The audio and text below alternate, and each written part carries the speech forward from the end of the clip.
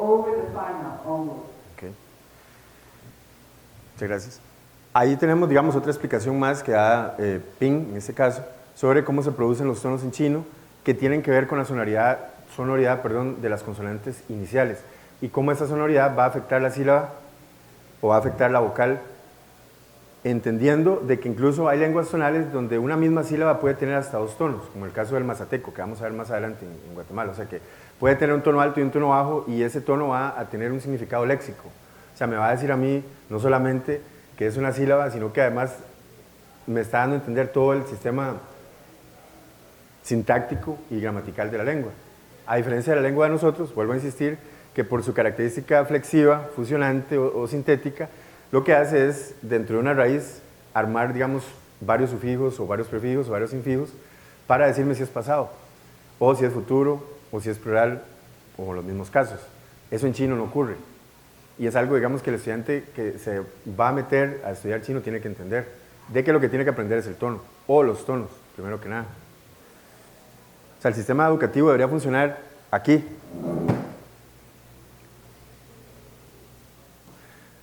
El sistema educativo, digamos, debería tener en cuenta cuáles son esos tonos que no son absolutos, porque no somos instrumentos musicales. O sea, un do mayor, o un do sostenido, o un mi mayor, o etcétera, etcétera. En música son tonos absolutos. O sea, un violín, una viola, una flauta traversa siempre va a dar un tono si está bien afinada, un la mayor. En el caso del ser humano, posiblemente los tonos no van a ser absolutos, pero existe una característica fundamental en los tonos, que si yo varío medio tono de esa nota, por ejemplo, cuando estoy produciendo una sílaba, la persona que me va a escuchar no me va a entender, o va a entender algo completamente diferente. La educación del chino debería empezar por aquí, antes de entrarle a la parte segmental. Deberíamos estudiar primero la parte suprasegmental, que es algo que no se hace. Y yo creo que ahí es donde está uno de los principales retos que tiene la educación costarricense, yo creo que mundial, porque no se ha entendido cómo funciona realmente el tono, no se ha entendido la cultura.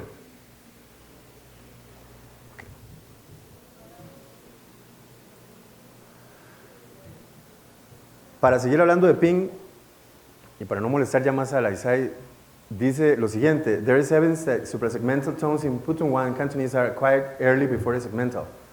Suprasegmental tones are acquired early in Chinese because they carry lexical meaning, and before the segmental system because of the saliency of pitch.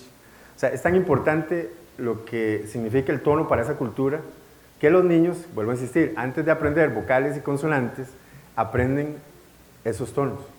Sean cantoneses, en el caso del cantonés que son 9, o en el caso del mandarín, que es la lengua oficial que lo reduce a 5.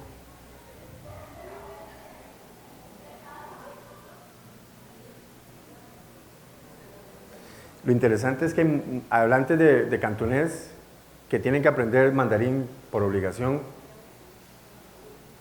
pero que los sistemas tonales varían de una lengua a la otra, que hace que la lengua sea ininteligible. Por eso es que el gobierno de China ha escogido el mandarín como una lengua oficial para poder unificar todas estas regiones de China. Más adelante vamos a ver las familias lingüísticas, digamos, que se encuentran en China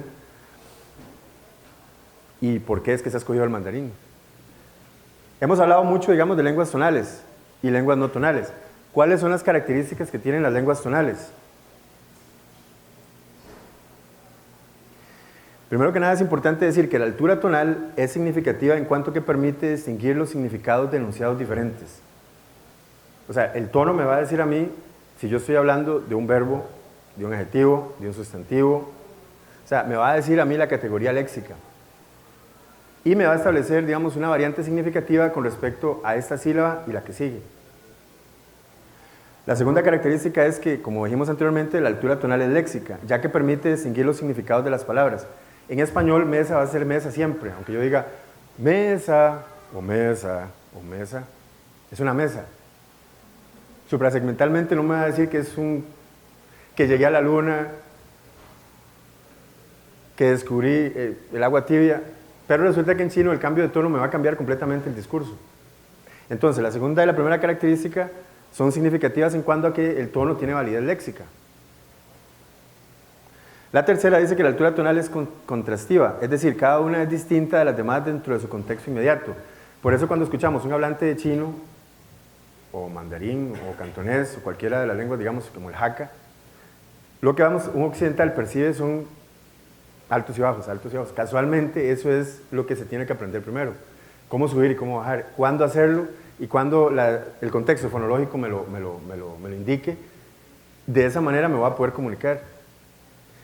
La altura tonal es relativa en tanto que lo que interesa al análisis lingüístico no es la altura tonal verdadera, es lo que estábamos hablando hace un momento, sino la relativa de los tonemas o sílabas respecto a las sílabas anteriores y posteriores. Sí existe un tono en chino, por ejemplo el primero, que es bastante alto, que corresponde más o menos como una tercera escala, por así decirlo, una tercera octava en el pentagrama occidental. Es como, por así decirlo, es un do mayor.